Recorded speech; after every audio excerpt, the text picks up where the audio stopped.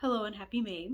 It is a new month, which means it is time for a wrap up, a TBR, and a journal update. Some stats before we dig in. I read a total of 18 books this month. 2 of those were part of a manga series, one was a graphic novel. I read a novella, which is actually in my pile of owned books, so you'll get to see that. And I listened to a lot of audiobooks. I did read a few physically too, but this was like a really audio heavy month for me, and I'm fine with that. I got a lot of my own books read, so it was still accomplishing goals. I read a total of 18, like I said. That added up to 5,883 pages. Not every single one of those pages was read this month. I am not good about updating where I'm at in my books every month on Storygraph anymore. So some of these books were like finish ups from other months, like Bridge Kingdom I had read half of before this month. So that total is not necessarily correct. I also need to tell you about 2 more hauls. One of these was one that I had before I filmed and posted my last haul, and that was the Red Winter by Cameron Sullivan. This was a fantasy release, I think from last month. I think it came out in April maybe. I'm not positive. Oh. I got this one from my friend Gabby in Discord, and I just found out that she put in some stickers and bookmarks with it. So thank you, Gabby. I am sorry I did not notice that when I first got it. Anyways, the reason I forgot about this one was because I had already read it and put it in my read pile, so it did not make it into the haul. But like I said, I got this from my friend Gabby. She was giving them away. We just had to pay shipping, so I was like halfway through it in the audiobook and I was like, I need this book. So I claimed it and paid for the shipping. I really love this one. But it was a fantasy book that I really enjoyed. I would recommend it. It was a lot funnier than I thought it was going to be going in, so I'm glad I gave it a try. And then the other haul that I have is April's Evernight book. So skip this next couple of minutes if you don't want to be spoiled for that. I'll give you a few seconds to move on. Are you gone? Cool. This month's book was Japanese Gothic by Kylie Lee Baker. I read Bat Eater and Other Names for Cora Zhang last year by the same author, and I also found out after reading that I had read The Keeper of Night by this author that I really enjoyed too. And I loved the Evernight edition of Bat Eater last year, so I was really excited for this one. I do think it's good. It's very graphic, but I don't love it as much as I loved Bat Eater's design. Those are the edges. They're like flowers and blood. And then the end papers.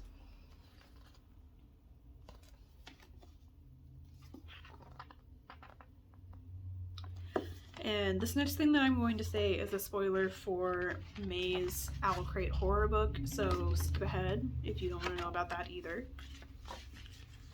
But supposedly the May book is supposed to also be this, so I am going to hold on to this one and compare the two once I get it, as long as it actually is this book too. And I'm probably not going to keep both of them.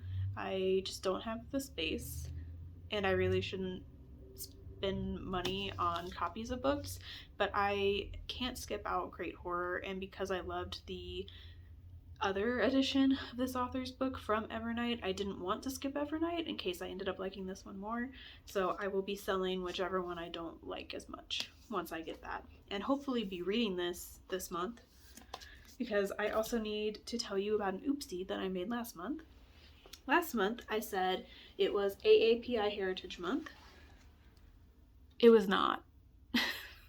It was Arab Heritage Month, and that's my bad. I literally even had it in my journal, so I don't know what was going on in my brain, but I got the months wrong. So for our TBR, we're going to move into that really quick because I am not going to play my TBR game in my journal. I'm just going to pick myself. So I have The Chesed Heir by Sarah Hashem, and I bought this in April, so it would be great if I got it off the TBR pretty quick. The text in this is pretty big, so while the book looks big, I don't think it's going to be a long read. I am excited for this, and I wish that I had gotten the month right last month. I also have As Long as the Lemon Trees Grow, or Where the Lemon Trees Grow. I can't remember the exact title, and I also can't get to the book right now because it's at the bottom of my Book of the Month stack. So I will be pulling that out later when I have it in me to move all of my books around. But that one would also work for Arab Heritage Month. And I also wanted to talk about a book that I've already read that counts towards that. It's called I Was Their American Dream, and it's a graphic novel memoir. It's a graphic novel memoir about a girl who has mixed heritage. I can't remember both of the ethnicities of her parents, but I think she's maybe Egyptian on one side. I can't remember for sure. I'll pop it up here. I read that a couple of years ago and I really loved it. I think a lot of people would benefit from reading that. And like I said, it'll work for an Arab author. But moving on, I did not read most of my AAPI heritage books because I realized my mistake a week or two into the month, and I did mention it in the comments under that video. So if you didn't see that, I did realize it. I just couldn't go back and change the video. But Japanese Gothic would work for that, I'm pretty sure. Because Kylie Lee Baker is Chinese, Japanese, and Irish, so she definitely counts for AAPI. And then I also have Butter by Asako Yuzuki that I bought last month, so I could read this as well. I think this one's translated too. I remember the translator. I think this translator has translated other things that I liked. But Asako is from Tokyo, so she's Japanese. And I know some people I watch have had some problems with this book, but it sounds right up my alley, and it sounds like something I'm gonna love. So hopefully I love it. Hopefully I don't have the same issues as the people that I watch. It is about a gourmet cook who is convicted of being a serial killer. She has been murdering men with her food and poisoning them. And a journalist is trying to interview her. She is the only woman in her news office, and she wrote a letter asking for the recipe for the gourmet cook's beef stew, and that makes the serial killer talk to her. She refuses every other interview, but she decides to talk to this one person, and they start visiting and talking, and the journalist starts to realize that maybe they're more alike than she originally thought. So that sounds interesting. I pulled a couple of books from my NPR list. I need to start working on those. I think I've only read like 2 of them. So I have these 2. Olivia Blake is Filipina, if you didn't know that. And I know a few people have read this one. I read Natural Beauty and loved it, and the people I know who've read this have also loved it. The only problem with this is that I don't know if I'm going to get to it if I don't get the audiobook, and the last time I checked, I'm still months away from getting the audio. So this is probably lower on the list. But Girl Dinner, I was really excited to get. I've heard some questionable things about it, though. People who generally like Olivia Blake and who like the subject matter of this book have ended up not liking this book. So that makes me a little scared, but I was really excited to get it, so hopefully that excitement is still here. It sounds like it is about a sorority house, and our main character is a sophomore who had been accepted into this house. And it sounds like we're also getting a perspective from a professor who had to take a demotion for some reason. And she is a new mother. Her child is only 18 months old, I think. and she gets invited to be the sorority house's academic liaison. Which, if you don't know, most like clubs and groups on university campuses have to have some kind of liaison to inform them of the rules and make sure they're following them and make sure that things like hazing and stuff like that isn't happening. And it sounds like both of these characters get drawn deeper into the arcane rituals of this sisterhood and learn that living well comes with bloody costs, apparently. I don't know much else other than that. I think Books and Lala, Kayla did not enjoy it very much, which was surprising. Then I have these 6 books that I've already talked about. I talked about them last month, so I will not reiterate them. I know that I have the audiobook for Gifted and Talented almost here. Like, I'm pretty sure I'm just waiting a couple weeks for it to come in, so I'll probably get to that one. And I've been really itching to read Catabasis and Hemma-Jane Luck, so hopefully those 2 will also make the cut. Otherwise, I am still in the middle of these books. I am about halfway through Carl's Doomsday Scenario. I have not made any more progress on Love and Other Conspiracies, but I did buy another one by this author, so I need to finish this so I can read that one. And then I just started reading The Witch's Guide to Magical Innkeeping. I think is what it's called? Yeah, The Witch's Guide to Magical Innkeeping. I started listening to it either yesterday or the day before. So I should be done with this one this weekend. And then I want to keep working on Carl over the weekend as well. Next up, I have 2 books that I currently have the audiobooks for. That is Ship of Magic by Robin Hobb. This is the 2nd trilogy in the Realm of the Elderlings books. The series is called The Live Ship Traders, and these 3 will be focusing on different characters than the first trilogy did. I have no idea who they are. I don't think we've even met them yet, so I'm excited for this. I just reread Amina al-Sarafi and was reminded of how much I love books that take place on boats. So hopefully these will work really well for me. And then I also have the audiobook for Agnes O'Bear's Mystical Cat Shelter by Heather Fawcett. This is the same author as the Emily Wilde books, and I have been hoping to get to this one soon, but I just keep pushing it aside. So now that I have the audiobook, I have no excuse. And then the last one on my TBR is The Correspondent by Virginia Evans. This is a buddy read that my mom and I will be doing this month. We both bought copies of this in our book crawl last month, so we both need to get to it. This one is mixed media. I'm pretty sure it's all like letters and emails and stuff like that, and that's about all I know. I remember listening to Books and Lala, Kayla, I should just call her Kayla, read it and review it, and I can't remember what she said, but I remember that it sounded really enticing, and I kept seeing this at the bookstores and could not pass it up. So I have it now. I'm really excited to start that one. And I am just now realizing that I did not show you all the pile of books that I read. So I read 9 physical books from my TBR. One of them was a reread, so this is not all of them. I'm going to show you a second stack in a second. We've already talked about The Red Winter. I read Upon a Starlit Tide by Kel Woods. This was a Little Mermaid retelling, and it was surprisingly very good. I did not think that I had liked the first book I read by Kel Woods as much as I now think I do. Reading this one kind of reminded me of how much I actually retained from those books, and that made me think maybe I liked it a lot more than I thought I did.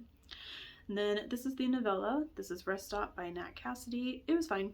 I give it 3.5 stars. There is something about Nat Cassidy's writing that always manages to pull me in and make me visualize things a lot more than most books do. So he has that going for him, but this was just okay. I think our main character was so incredibly stupid in this book, and that was annoying.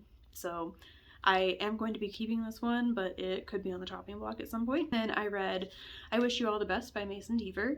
My mom recommended this one to me, and I did like this one more than the other one that I've read by Mason Deaver, but it still wasn't my absolute favorite. So I will be passing this book on to her since she loves it so much and doesn't have a copy. And then I reread The Adventures of Amina Al-Sarafi, and I ended up increasing my rating this time around. Originally, I had given Amina Al-Sarafi 4.75 stars, and this time I gave it a 5. And looking back, I think the only reason I didn't give it a full 5 was because I was reading it in the midst of my dog dying, and I think that negatively impacted my feelings just in general. It took me a very long time to get through it the first time. I wasn't listening to it, I was reading it physically, and then my dog died in the middle of it, so that sucked. And I just think that impacted my overall rating. Then I have these 4. I had a special edition heavy month, I guess. I read 4 special editions that I hadn't read before. And Now Back to You was one of those, and I think that this is my perfect romance. I loved every second of this.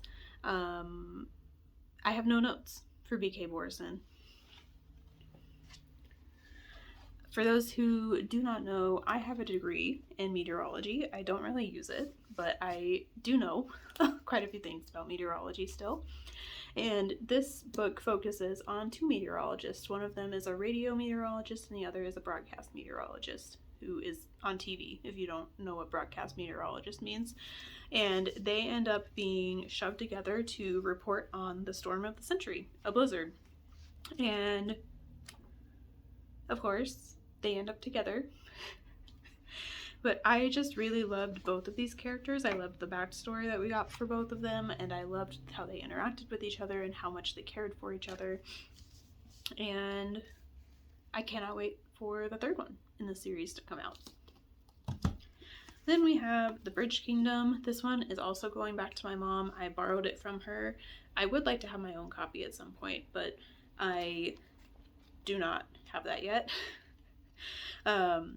I also really loved this one. It took me quite a while to get through it, but that wasn't because I wasn't enjoying it. It was just because I couldn't get the audiobook for it, so it took me a while to come back to reading it physically. It also, like, kind of hurts my wrists to hold books now. I don't know what has happened to my wrists over the last few years, but they are just so weak. Like, writing for more than a couple minutes hurts, holding heavy books hurts, holding something heavier than an e-reader is just a lot when I'm laying in bed. If I can't have like a pillow on my lap with the book spread out like this in front of me, it's just very difficult for me to hold it. So that's the only reason it took me so long. I gave this one 5 stars, and I have the 2nd one and I can't wait to get to it. Then I also finally finished Crooked Kingdom. This one I have conflicted feelings about. I did not enjoy this series as much as I enjoyed the Shadow and Bone series. I think that these 2 were kind of boring, which is not the consensus I've heard from other people who have read them. I don't want to tell you too much about this since it's the 2nd book in a series, but I was very upset by something that happened towards the end. I don't think it needed to happen. And I'll leave it at that. I also don't really like Kaz as a main character, so that probably didn't help my enjoyment. For now, I will be holding on to these special editions. I have Shadow and Bone and these in special editions, and I am contemplating unhauling this series, but we'll have to wait and see. I have the next duology physically as well, not in special editions, so I think I'm going to wait until after I have read those 2 before I decide if I'm going to get rid of these or not. And then the last thing I read from my physical TBR was The Teller of Small Fortunes by Julie Leong. I listened to the audiobook of this, and I know a lot of people were disappointed by this book, but I personally felt like this was the perfect cozy fantasy. It had just the right amount of stakes. They weren't too high, but they also weren't so low that you didn't care and it didn't really matter if things happened. And I also loved the characters in this book, and I felt like the writing was so rich and beautiful, and it made it so easy to imagine the story in my brain. And I don't think this is a series, If it's not, I really hope the author continues to write cozy fantasy, and if it is, I can't wait for the next one. That's everything I think I have to tell you over here, so now let's flip around and look at my journal. Alright, hello again. We have my journal to update. I realized that I also did not tell you my totals for my owned library. I currently have 755 books, which, looking at my spreadsheet, is the highest it's ever been. I did haul, I think, 30 total books this month, and that's a lot, even for me. But my read total is also the highest it has ever been, and it is at 351. So my current read percentage is 46.5%, which is only down 0.3% from last month, which isn't as bad as I thought it would be.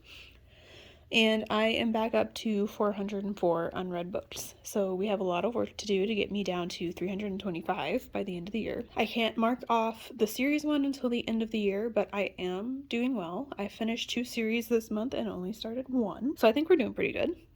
My low buy rules have changed. I'll talk about that when I get to the ticket to buy page. For this one, I did finish my Audible library. I ended up DNFing everything else that I had left in there. I think the last time I looked, it was just Don Quixote, which I actually need to go mark in my spreadsheet, so that changes my numbers a little bit. I am just going to count it as DNF for now. I may or may not return to it, but at this point in time, I am not interested, and I would much rather just get rid of the Audible app. So I did that, deleted the app. I think I am pretty close to selling 100 books, and I am actively working on getting audiobooks for my book of the month and aardvark books and my special edition books so that I can mark these off by the end of the year. I think I maybe screwed myself over a little bit on reducing the stacks because I added 30 books to them this month, but we're working on it. And then I still need to fill out my spreadsheet of read books before I know if I'm at 10% of my reads completed without audio, but I think I am. I think I've read at least 5 books without audio. I have read almost 60 books this year, I think. 55. I've read 55 books, so as long as I've read 5 to 6 of those without the audio, we're doing pretty good, and I'm pretty sure I have. On this page, I can't mark off anything today, I don't think, but I will be able to mark off, hopefully, Ship of Magic, Carl's Doomsday Scenario, Part of Your World, and that might be it. I will hopefully be able to mark those 3 off next month because I am actively reading one and have immediate plans to read the other 2. I also don't have anything to mark off on NPR's best books, but hopefully I'll have 2 to mark off next month. And then for the horror curriculum, I did read Molka by Monica Kim. I loved it. I had an ARC, so I don't have a physical copy to show you today, but I do plan on buying it to have it because it is one of my favorite books of the year so far. This one focuses on a woman who is seeing this man who is like rich and famous, and he and this woman are involved in a Molka scandal. For those of you who don't know what that is, in Korea, there is a big problem with people putting hidden cameras into like public restrooms and things like that, and recording people, specifically women most of the time, without their consent, and posting videos of them naked online without their consent. And our main character is involved in one of those scandals with this rich and famous man, and he ends up leaving her, and she is very upset about it, and then some things come to light, and it's maybe not what it seems. The guy plays it off as somebody must have recorded them, but it comes to light that that's maybe not what happened. And we have another perspective from one of this woman's co-workers who has installed these cameras in the office bathrooms and is recording his female co-workers specifically in the women's restrooms. He is recording all of his female coworkers and judging their bodies and whether or not they are attractive and things like that without their knowledge. And things unfold. And if you have read The Eyes Are the Best Part, then I think you know where Monica is going to go with this. And she delivers. I will say it got a little dicey at the end, and I wasn't sure if we were going to get what these people deserved. But she still delivered, just not in the way I anticipated. I don't have anything else to fill out here right now. Hopefully I'll have one or two next month. And then for our fantasy, I have two things that I can mark off. For box 11, I read Amina.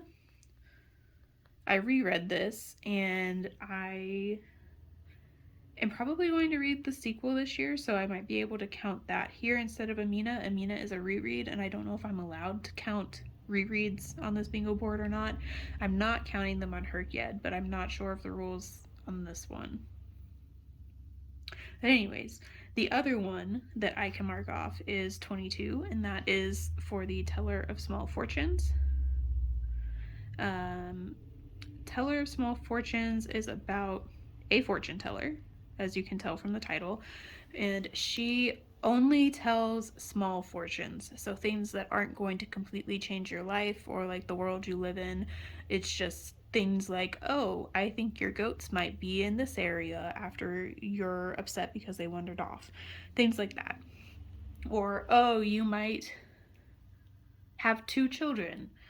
Small things like that. But the thing is, she can tell larger fortunes. She has just chosen not to because of things that have happened in her childhood that make her think that her fortune telling is dangerous and will hurt the people that she tells fortunes for. So she has left her home because she is no longer welcome, or she thinks she is no longer welcome, after she refuses to join. I can't remember the exact title of the school, but it's like the Mages Guild. And she refused because they wanted her to use her power to read big fortunes, and she didn't want to do that. So when we come in the book, she is on the road with her wagon telling her fortunes. She never stays in one place too long because she also thinks that people will start to, I don't know how the right way to describe this is. They'll start to become suspicious. They won't trust her, and things could become violent because they realize that this is actually kind of scary and they don't really like her anymore once the novelty of having their fortune read wears off. And she runs into 2 thieves who are reformed, I think is what they said. They are reformed thieves. They no longer steal if they don't have to. And they are on the hunt for one of their daughters because they believe that she has been stolen by bandits. And the book is them journeying together, and we get to see all of her history and all of their history, and it's just so cute. And the stakes, like I said in the review I gave earlier, they are like just high enough that I was highly invested, but not so high that it was stressful to read about. So that's those 2 books. I don't have anything else to fill out on this one this month, but I have like an entire list of the books that I am planning to read for these, and I have a couple on my TBR for next month.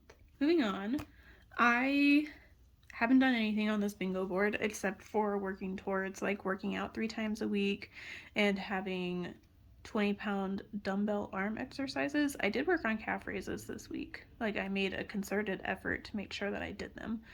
And I am still posting once a week. I'm working on all of these, but I'm not quite to any of them. I would really like to be able to mark something off next month, but I don't know if I'm going to be able to. So we're just going to move on from that one.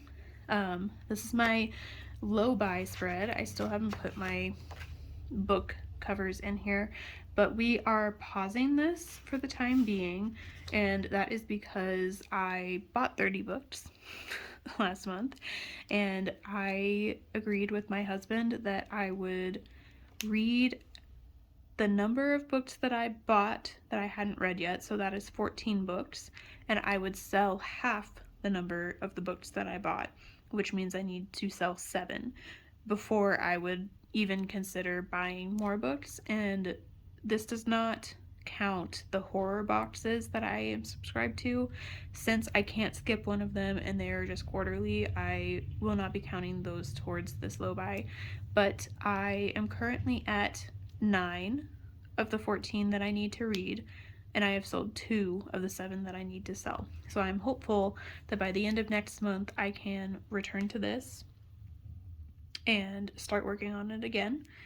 I would ideally like to be under 390 owned unread books again before I start considering buying things, so that might be another rule that I add in. But for now, we are not going to fill anything out on this page. For the series, I finished 2. So I started The Bridge Kingdom, and it says that there are 6 books in this series. They appear to function kind of like the Crowns of Nyaxia series, where there are multiple duologies together. I have read the first one, and I have the second one. I don't own any of the rest, so I don't know if I'll get to those this month. I finished the Six of Crows series. This marker looks funny. This is not the marker I thought it was. I finished that one, so I can also mark off this square. And for Witch Hat Atelier, I made progress. I read 2 books in it. I have 4 left. Hopefully I can finish those in the next month or 2. I also made progress in the Heartstrings series. That was And Now Back to You. I am in the middle of the next one of Dungeon Crawler Carl.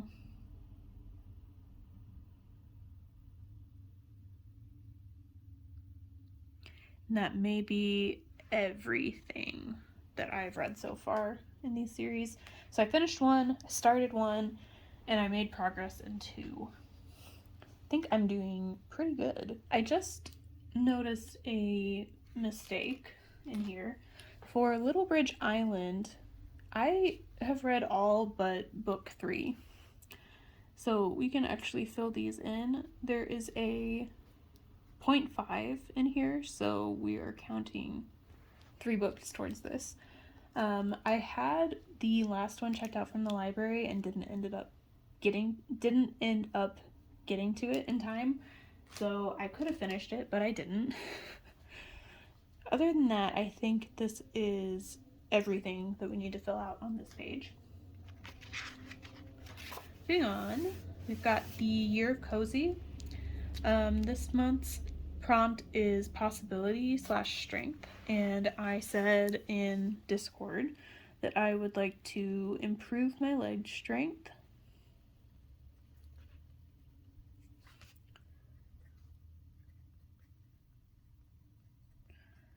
For those of you who don't know, I had 2 leg surgeries last year and broke my foot the year before. So I have had almost 2 years of not being able to use my legs the way that I used to. And I have lost a lot of muscle mass. And I am feeling it when I do my workouts now. So I would like to focus on building that back up. And I also said that I wanted to improve my mental focus.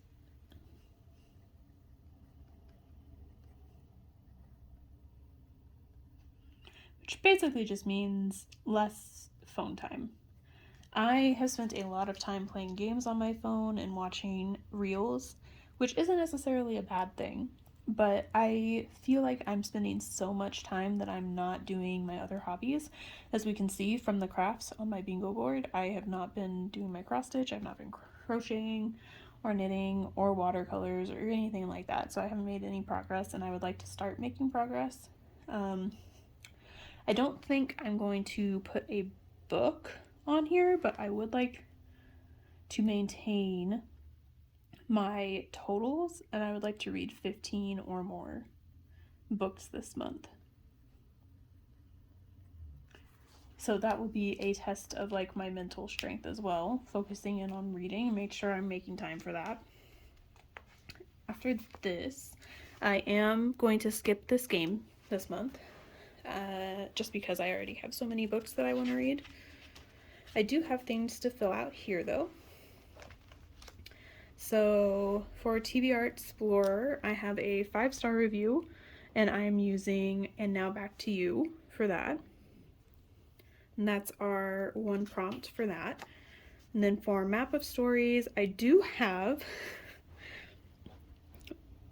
books for these two that I've missed. So for historical setting, I did finally finish the Pohaku, and it is set in the 90s and it also has a timeline in like the 1800s. So both of them are historical. And then for Child on the Cover, I am using one of the Witch Hat Atelier books. They all have a child on the cover, so I'm not really sure why I didn't catch that last month. But I have it in there now. And then for this month, I also have one that I don't actually have one. I did all 3 of them this month. So for Dead Author, I read Appalachian Elegy by Bell Hooks. Bell Hooks unfortunately passed away in 2021, I think. And Appalachian Elegy is a collection of poetry about living in Appalachia. And I enjoyed it quite a bit. For furniture or architecture on the cover, I'm going to use Bridge Kingdom. It has the bridge on the cover, so I'm counting that as architecture. And then for booktuber recommendation, I am counting Shark Heart because I saw tons of booktubers reading it and recommending it last year. Now we are on to Herkyed. So I would like to start filling in the A to Z challenge, but I need to, I think, probably create a spreadsheet that has every book that I've read this month and what prompts I'm counting it for, because I think at this point I don't know with certainty which books I've already used twice. So I would like to make that spreadsheet and make sure that I am like not counting them more than twice if I'm putting them in the A to Z challenge. So next month I will hopefully have that and have a good chunk of this filled in, because there are quite a few books that I haven't used for anything. Like they didn't really fit prompts that I wanted to use them for. So I haven't used them for anything. I also don't have anything for the blurb challenge yet, although I do have quite a few books that have blurbs from people that I also have books from. So I may try and do that for June as well. Moving on.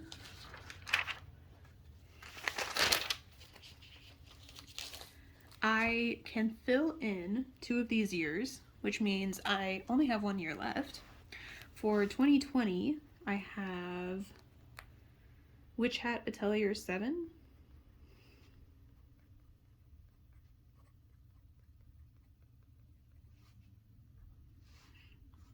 And then for 2016, I have Crooked Kingdom. So I just need 2017 to finish this one up.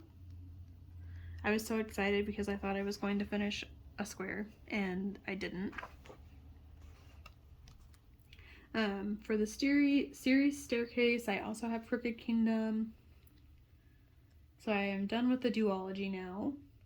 I just need to work on my trilogy and quartet. And then for the animal challenge, I think I may have finished this one. I have the Teller of Small Fortunes for House Pet. There is a cat heavily featured in this, and it's also integral to the plot. So I felt good counting it for this one. Then for exotic, I am using Rest Stop, that novella by Nat Cassidy. There are multiple snakes and spiders and scary things that people like to keep as pets in that book. And then the graphic novel that I read was called A Song for You and I, and it was by Kay O'Neill. It was very cute.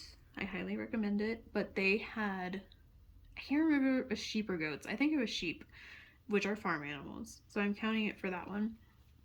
This book is about a ranger apprentice, I think is what they're called. They're training to become a ranger who has like a Pegasus that they ride. And their Pegasus ends up getting injured when they try to save this other child who is not aware of how bad a storm is about to become.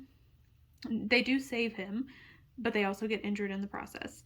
And because they are injured, they are now grounded, and their assignment is just to help the child that they saved, who is watching the sheep, deliver his wool because his family is like, I can't remember what exactly the reasoning is, but his family basically is like underwater. They can't keep up with everything because of the storm and the damage it did. So they are assigned to stick with him and help him deliver the wool. So we get to see them building their friendship, their relationship. We also get to see our main character decide that they no longer want to go by the name or the gender that they have gone by for the rest of their time on this world. And they are questioning whether or not they should do this before their ceremony, because for their ceremony they have to carve their name into a gate. And they don't want to carve the name they no longer want to go by in the gate, so they're questioning if they should change their name, if they should make it a big deal, or if they should just go up to the gate, carve the name, and be done with it and move on with their life. So we are like going through the story with them questioning this, and also building a friendship with this other kid. So yeah, I really loved it. Kay O'Neill also wrote The Moth Keeper, I think it's what it's titled. And I also really love The Moth Keeper, so I think Kay O'Neill just can do no wrong in my eyes. But I also have a book that features zoo animals, and that is And Now Back to You. In this book, I think the opening scene, the broadcast meteorologist, the one that's on TV, is being forced into these really crappy assignments by their awful boss who really doesn't like them. And she is reporting on a tortoise, I think. I'm pretty sure it's a tortoise. And she is at the zoo wearing a tortoise costume doing this report. So that is why I'm counting this book for the zoo animal. And that means we can cross off the animal challenge. We have all 5 of those, so that's fun. I have nothing else to fill in on this page. For this one, don't have anything on this page. I probably could fill in something for Around the World, but I haven't thought about it enough yet. And all of the representation that I currently have marked on here is what was in the books I read this month too. So I can't mark anything off on the Queer Rainbow this month either. I will hopefully have something for the Arab Square and the AAPI Square next month. I'm still annoyed with myself. Oh, I also have Jewish in May. So I need to find a book with a Jewish character or author. I'm pretty sure I have a few. So I will have to add that to my TBR as well. I didn't read anything that I felt qualified as disability rep. I think Shark Heart could maybe qualify, but I don't feel comfortable putting it here. And I also did not read anything translated this month. Award season I'm still figuring out, so we will skip that. But I have the Pohaku for historical fiction. Nope, I already put that in there. This one should be Molka. The Pohaku was for February. I finished it in April. I think I still made the 60-day mark. But Molka came out in April, so I can mark that one off. And then I am currently reading a May release. I'm like halfway through it, so I should be able to mark May off next month. I still don't have a book that falls in the 600 page range, so I need to figure that one out. And then for the genre, I can use the Pohaku for historical fiction. That is the second time I've used the Pohaku, so I can't use it anymore. I've also used Trigger Kingdom twice, so I can't use that one anymore either. I just have mystery thriller left for this one. And then for nonfiction, I read something called Pe Feckin Ere. That's probably not how you pronounce it, but this is about Puerto Rico and Bad Bunny and his influence on like national perceptions of Puerto Rico, and it also talks a lot about Hurricane Maria and the impacts it had on the island, as well as the lack of support from the United States during that time. I really loved it. I suggest you listen to the audiobook. And then Appalachian Elegy also counts as nonfiction. It is poetry, so I can put that one in there. And then I have a few for BIPOC rep. I can put that Puerto Rico book in here, as well as Wish You All the Best. One of the main characters in Wish You All the Best is Black. I think his name is Nathan. And then Molka can also go here.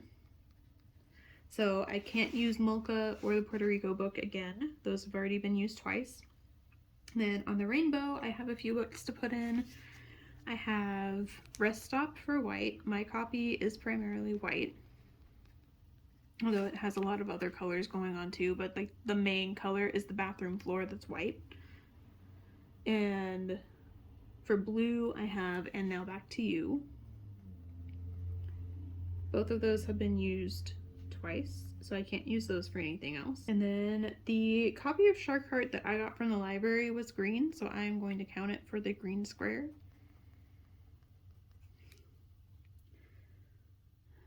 And then over here, I can put Upon a Starlit Tide for a retelling, because it is a retelling of The Little Mermaid.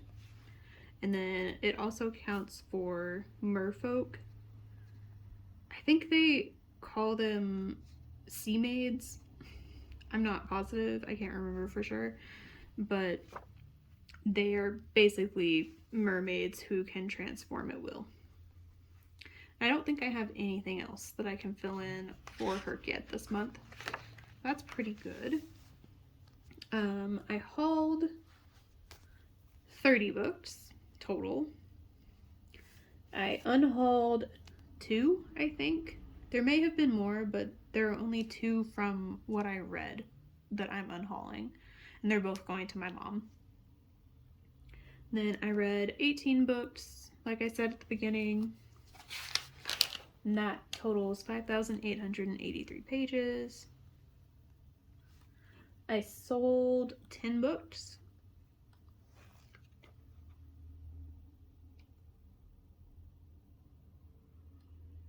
Which means I'm up to 80, so I need to sell 20 more to make my 100 book goal.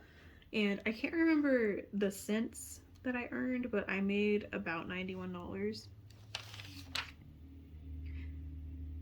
And then for my best book, that was And Now Back to You.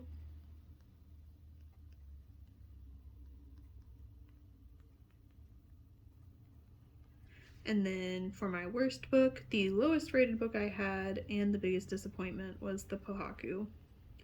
Unfortunately, I was very excited for this book, and like I was so excited for it that I made the library buy it so that other people could also read it. But it just did not live up to how good I thought Hula was. I've talked about Hula multiple times. It is the first book that this author put out, and I really loved it. I think everyone should read it. I loved the audiobook, so if you want to read it, I recommend doing it that way. But the Pohaku just left a lot to be desired with its ending. And because of that, it is my worst book. Everything else I read was fine. I don't remember being as severely disappointed with anything as I was with the Pohaku, so that's the only reason it's in this place. Otherwise, everything I read was pretty good. The only reason I picked the Pohaku is because I needed to have a worst book. So that is everything for this month. I will hopefully have some more vlogs for you soon. I still have footage that I'm working on, and I'm hoping to have all of those done this month and put out.